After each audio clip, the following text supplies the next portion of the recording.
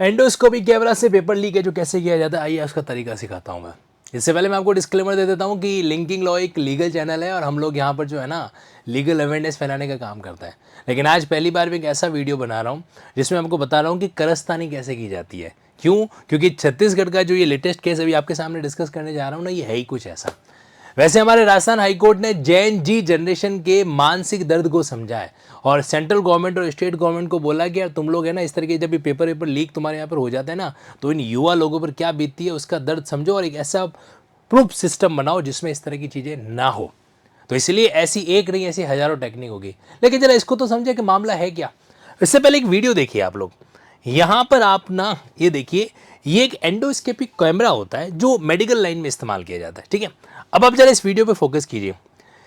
यहाँ पर ये व्यक्ति जो है ये हमको बता रहा है कि भाई इस तरह जब आप ये देखो, इससे केबल आती साथ में, केबल को कनेक्ट किया, ये फ्रंट का कैमरा है।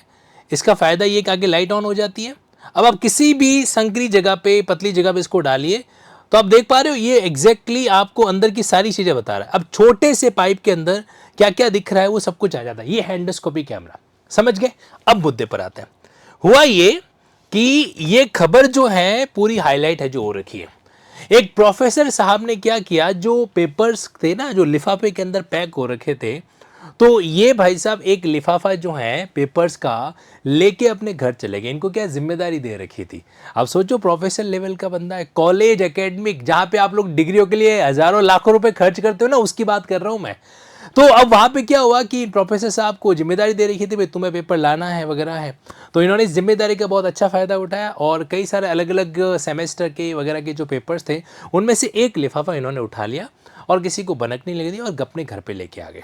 ठीक है, घर पे लाके क्या किया, स्टेप बाय स्टेप समझने की कोशिश करना, बड़ा ही दिलचस्प मामला है। इससे पहले मैं आपको इनकी मजबूरी बता देता हूँ। क्या हुआ कि इन प्रोफेसर साहब की जो सैलरी थी वो सिर्फ 20,000 थी और 20,000 में जो है इनका मतलब वो खर्चा पूरा पड़ नहीं रहा था। तो इन्होंने फिर सोचा कि यार कुछ ज़िंदगी में तूफान ही करना पड़ेगा, तो क्यों ना स्टूडेंट के करियर के ऊपर अपन क्या करें, अपने जो है हाथ सेक लेते हैं। ऐसा इन्होंने प्लानिंग किया और ये पहली बार नहीं है, ये तो पकड़े इस बार गए हैं। इससे पहले ये नायाब टेक्निक कई बार यूज कर चुके हैं। अब समझने की कोशिश करना कि सीन क्या था। तो 20,000 कम पड़ रहे थे। अब यहां पर ये बात आ जाती है स्टेप 1, नंबर 1, पहला स्टेप। ये मामला है इंदिरा गांधी आपके जो एक एग्रीकल्चर यूनिवर्सिटी रायपुर छत्तीसगढ़ के अंदर, वहां का मैटर है। मामला क्या था कि बीएससी ये जो बैचलर ऑफ साइंस सब्जेक्ट है, सेकेंड ईयर के सेकेंड सेमेस्टर यानी कि सेकेंड सेमेस्टर का एक एग्जाम है, उसका नाम था एंटोमोलॉजी यानी कि कीट शास्त्र। ठीक है, तो अब इसमें ये भाई साहब क्या करते हैं, इनका नाम है योगेश सोन केसरिया, 38 साल इनकी आयु है। तो इन्होंने क्या किया कि इस तरीके से वहां पे दुर्ग में एक निजी भारतीय एग्रीकल्चर नाम का एक कॉलेज है, क्या नाम है, भारतीय एग्रीकल्चर, वहां पर ये प्रोफेसर है। तो अब तकरीबन 900 से 1200 स्टूडेंट जो है वो उस एग्जाम के अंदर बैठे थे। ठीक, अब इन्होंने किया यहाँ पे और कुछ नहीं, बहुत सीधा साधा भोला भाला आरोपी था। वो लिफाफा घर पे लेके गया, ठीक है, और उसने उत्तर प्रदेश का उसको जिम्मेदारी दे रखी थी भाई तेरे को जो भी है वो लाना ले जाना सब। सारे लिफाफे सील बंद थे, सारे जो एनवलप थे ना जिसके अंदर पेपर वगैरह है वो प्रॉपर्ली सील बंद है जो थे, मतलब अगर आप सील तोड़ोगे तो पता चल जाएगा। इन्होंने क्या किया, पेपर घर पे लेके गए, इन्होंने एक सुई ली और सुई से उस एनवलप के अंदर एक छोटा सा छेद किया, छेद इतना जिससे एंडोस्कोपिक कैमरा अंदर जा सके। ठीक है, अब एंडोस्कोपिक कैमरे की खासियत ये है कि वो पतली सी जगह को भी एक तरीके से डिटेल करके बता सकता है। तो फिर इन्होंने 2500 रुपए का एक एंडोस्कोपिक कैमरा खरीदा। उस लिफाफे के अंदर इन्होंने क्या किया, एक तरीके से सुई की सहायता से उसके अंदर एक बारीक बारीक छेद किया और बाद में ऐसे करते हो छेद दिखेगा ही नहीं आपको, छेद किया और छेद के कैमरे से तार अंदर डाल के मोबाइल से कनेक्ट कर दिया, जैसे मैंने अभी आपको वीडियो के अंदर बताया। ठीक है, और अंदर के पन्नों की क्या कर दी, वीडियो रिकॉर्डिंग है जो कर ली। वीडियो रिकॉर्डिंग करने के बाद फिर इन्होंने चैट जीपीटी का इस्तेमाल किया और उस वीडियो रिकॉर्डिंग की सहायता से चैट जीपीटी को प्रॉम्प्ट दिया कि भाई इस वीडियो में दिखने वाले फॉन्ट को आप टाइप है जो करूं। तो 1 घंटे की मेहनत करने के बाद में इन्होंने उस पर्टिकुलर जो पेपर था उसके तकरीबन शुरुआत के जितने भी 18 सवाल थे वो सारे कर दिए। हो सकता है पीछे वाले पेजेस जो है वो नहीं हो पाए होंगे, तो 18 सवाल इस तरीके से करके चैट जीपीटी से प्लान कर दिया और फिर ये 18 सवालों का जो पेपर था वो इन्होंने किसी एक कोई दूसरा स्टूडेंट है, इसका नाम है अजय बताया जा रहा है, इसको 11,000 में बेच दिया और ये अजय सबका अजय निकला। इसने क्या कर दिया कि वही पेपर आगे बेचा तो बेचा ही, साथ ही साथ में उसने फर्दर देखो, अजय ने ये पर्चा त्रिदेव पटेल को 11,000 में आगे बेच दिया। तो इस बंदे ने जो इन्वेस्टमेंट किया था, इन्वेस्टमेंट तो यहां से आ गया, फिर बाकी जितने भी स्टूडेंट को बेचा उनसे इसने मुनाफा कमाया। आप समझ रहे हो, यहां पर एक नया कॉमर्स है जो देखने को मिल रहा है। अब फिर ये त्रिदेव पटेल ने आगे नितिन पांडे, अनुज मिश्र, आदित्य साहू, उन सबको 2-2 हजार में बेच दिया। देखो बड़े परोपकारी व्यक्ति हैं ये लोग, है ना, मतलब सबका साथ सबका विकास करके है जो चलते हैं एक तरीके से। तो त्रिदेव पटेल ने ऐसा ऐसा है जो कर दिया। अब फिर क्या हुआ कि किसी एक व्यक्ति ने फाइनली वो व्हाट्सएप ग्रुप पे डाल दिया, पेपर व्हाट्सएप ग्रुप पे आ गया। तब डाउट हुआ कि यार ये मामला है कैसे, कैसे पेपर है जो आ गया। अगर ये तो भलाओ व्हाट्सएप ग्रुप का, जिसके माध्यम से वो जो पेपर है वो वहां तक पहुंच गया, वरना सब लोग सोच रहे थे। अब मैं आपको कुछ याद दिलाऊं या आपको कुछ याद आ रहा है?